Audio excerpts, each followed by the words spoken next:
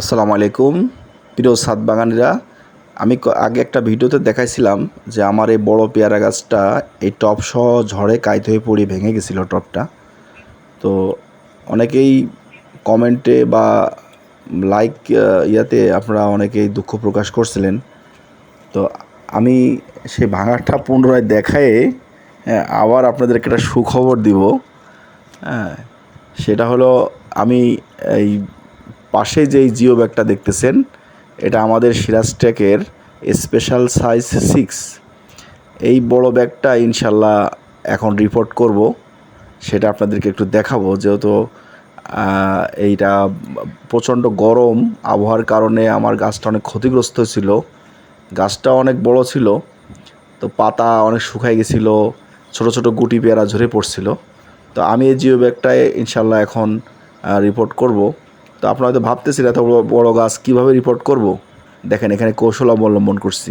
একটা বাঁশ দিছি গাছের সাথে বেঁধে, আর ওই প্রান্তে রেলিংয়ের সাথে ইটের ওয়ালের সাথে রাখছি, এই পাশে রাখছি টুলের উপরে রেখে গাছটা ঝুলতেছে।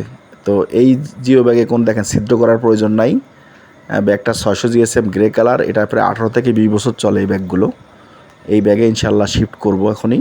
দেখেন গাছটা ঝুলতেছে, হ্যাঁ ঝুলে রাখছি অলরেডি। নিচে যেই টবের ভিতরে যেই সিমেন্টের যেই বালি ছিল আর এই যে পাথরের খোয়া ছিল, এগুলো অলরেডি সরাই ফেলছি। হ্যাঁ, আরও কিছু বাকি আছে। এইটা হলো সেই পুরাতন টব যেটার থেকে গাছটাকে এখন পৃথক করছি। এই টবটাই পড়ে মানে ভেঙে গেছিলো। তো এটাকে এখন ওখান থেকে আলাদা করে এই যে গাছটা ঝুলতেছে অলরেডি মাটির চাকা সহ। তো নিচ থেকে এখন যেই বালি এবং খোয়া লেগে আছে এগুলো নামাবো, কারণ এগুলো ওই টবের ড্রেনেজ লাইনকে সচল রাখার জন্য এই বালি এবং এই ইটের খোয়া দেওয়া হয়েছিল, সেগুলো এখন রিমুভ করতেছি। হ্যাঁ, এই যে সাফল দিয়ে এই যে এখানে আঘাত করে, এবং নিচে যে সব কিছু শিকড় ছিল, পুরাতন শিকড় যেগুলো গাছের প্রয়োজন নেই, অপ্রয়োজনীয় শিকড়, সেগুলো অলরেডি একটু পরিষ্কার করে দিচ্ছি। হ্যাঁ, তো এই জিও ব্যাগে কোনো পাথর বালির দরকার নেই।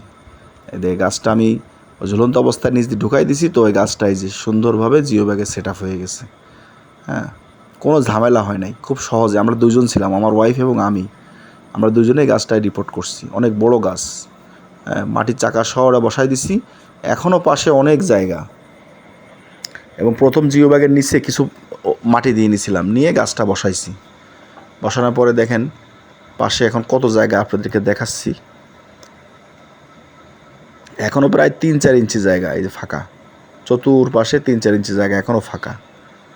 এগুলো এখন যে মাটি তৈরি করা হয়েছে, মাটিগুলো পাশ দিয়ে দেবো। দিয়ে পর্যাপ্ত পরিমাণে এখন পানি দিয়ে ভিজাই দিতে হবে পুরা জিও ব্যাগটা। দেখেন ওই দেখেন নিচে মাটি দেখা যাচ্ছে, একটা লেয়ার মাটি দিয়ে ওর উপরে গাছটা বসাই দিছি।